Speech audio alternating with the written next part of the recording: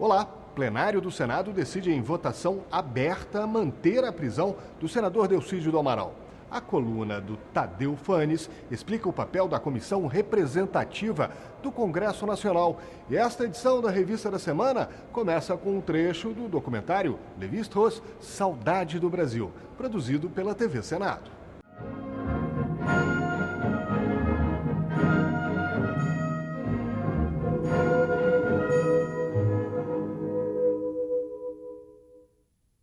Quand je suis rentré du Brésil au début de 1939, ma première idée avait été d'en faire le sujet d'un roman.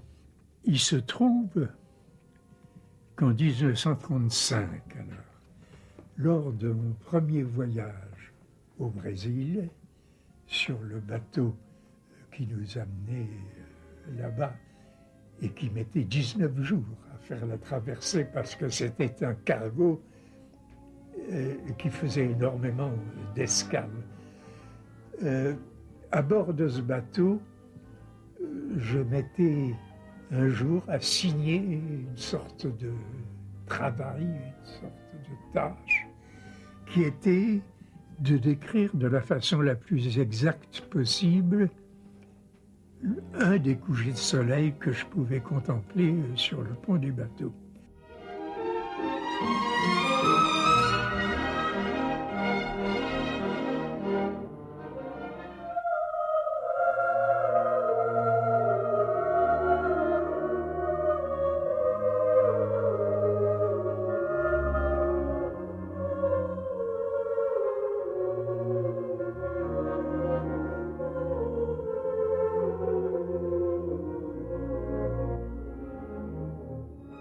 Je hais les voyages et les explorateurs. Et voici que je m'apprête à raconter mes expéditions. Mais que de temps pour m'y résoudre. 15 ans ont passé depuis que j'ai quitté pour la dernière fois le Brésil, et pendant toutes ces années, j'ai souvent projeté d'entreprendre ce livre. Chaque fois, une sorte de honte et de dégoût m'en ont empêché. Les circonstances sont très largement biographiques. Enfin, c'était une période assez mouvementée de mon existence, tant sur le plan personnel que sur le plan professionnel, puisque j'avais subi des échecs à ce moment-là. Et pour ces deux raisons, j'avais un peu le sentiment que au fond, je ne ferai jamais une carrière et que j'étais un peu tombé dans l'isolement. E aquilo que nesse momento se revelará aos povos surpreenderá a todos, não por ser exótico, mas pelo fato de poder ter sempre estado oculto quando terá sido o óbvio. Claude Lévi-Strauss completaria 107 anos no dia 28 de novembro. Um dos grandes pensadores do século XX, ele via o ser humano como uma espécie passageira que deixará apenas alguns traços de sua existência quando for extinta. Quer saber mais sobre Lévi-Strauss? Vá lá no canal da TV Senado no YouTube e navegue pelos documentários que nós já produzimos. A Revista da Semana está no ar. Pela primeira vez, um senador em exercício do mandato é preso. Também pela primeira vez, o Senado confirma em voto aberto a decisão do Supremo Tribunal Federal que determinou a prisão. O Senado teve uma semana para entrar na história. 59 senadores concordaram que o então líder do governo, Delcídio do Amaral, continuasse preso, como determinou por unanimidade a segunda turma da Suprema Corte. 13 senadores foram contra. O julgamento que nos compete fazer é se pode, sim, o Supremo Tribunal Federal, como faz hoje, por decisão de uma turma, prender preventivamente um senador no exercício do mandato, sem que tenha culpa formada em crime inafiançável. Antes, os senadores decidiram que o voto seria aberto. Delcídio teve sua prisão preventiva decretada por tentativa de obstrução dos trabalhos da Justiça. Esse talvez tenha sido o dia mais doloroso do Congresso Nacional, do Senado especificamente. Mas nós temos a nossa parte, né? Nós cumprimos a Constituição. A Comissão do Desenvolvimento Nacional aprovou um projeto que acelera o processo de concessão de licença ambiental para a realização de obras de infraestrutura. A proposta, que agora vai ao plenário, prevê a liberação automática da obra se o poder público não se manifestar no prazo estabelecido. Mas o projeto não agradou a todos. O que acontece hoje é que, por falta de aparelhamento desses órgãos que dão parecer sobre as questões ambientais, as questões ambientais ou condicionantes demoram 3, 4 anos para serem colocados por determinado órgão. Nas semanas em que pessoas morreram em Mariana, no período em que barragens estouram, em que ocorre todo tipo de tragédia, a gente tornar a legislação ambiental sumária, tornar o licenciamento ambiental sumário. É inadequado, é anacrônico, é contramão dos tempos. Foi aprovada em plenário a medida provisória 688, que compensa as usinas hidrelétricas pelo déficit na geração de energia em razão da escassez de chuva. O consumidor já está pagando uma tarifa mais alta. A aprovação da MP foi importante para o leilão de usinas hidrelétricas feito pelo governo no dia seguinte, mas dividiu a opinião dos senadores.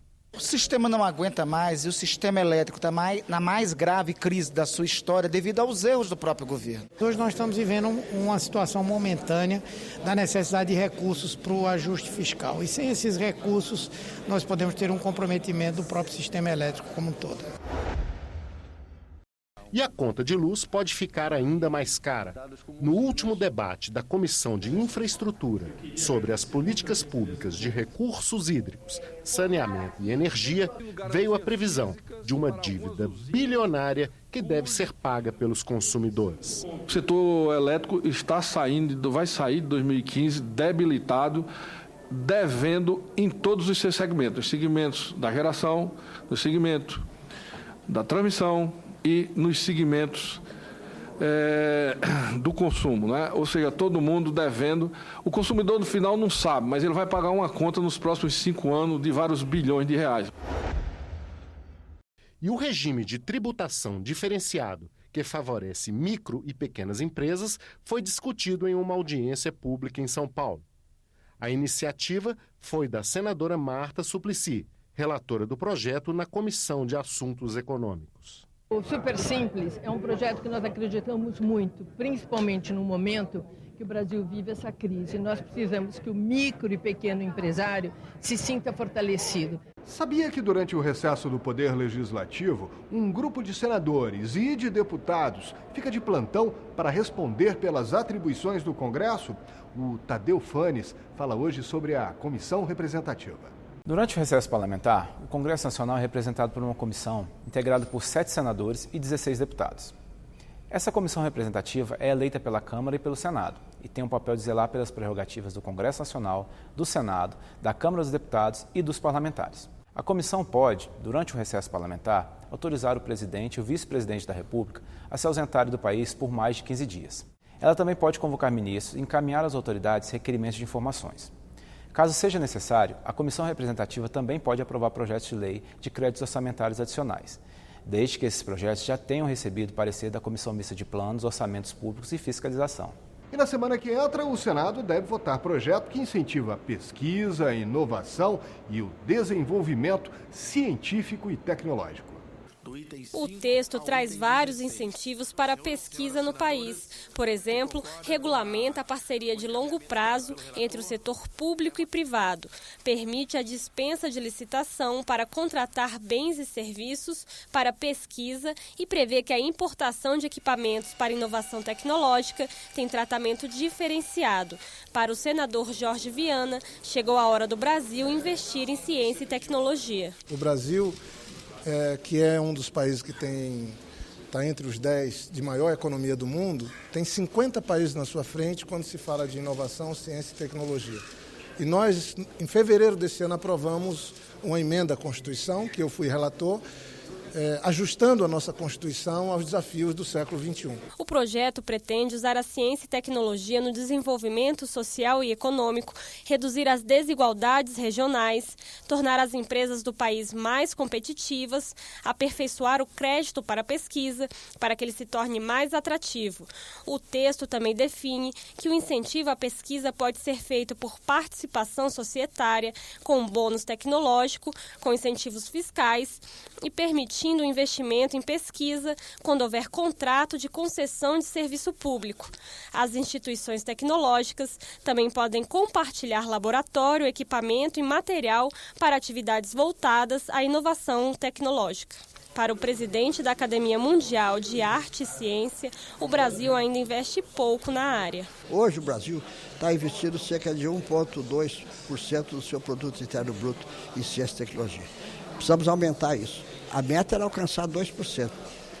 Estamos aqui há 5 anos, no ano 2020, e como queremos 10% para aplicar na educação, eu acho que nós temos que ter que continuar com essa meta de 2%, pelo menos, para a ciência e tecnologia. Na Europa, a meta é 3%. Na Coreia, é 4%.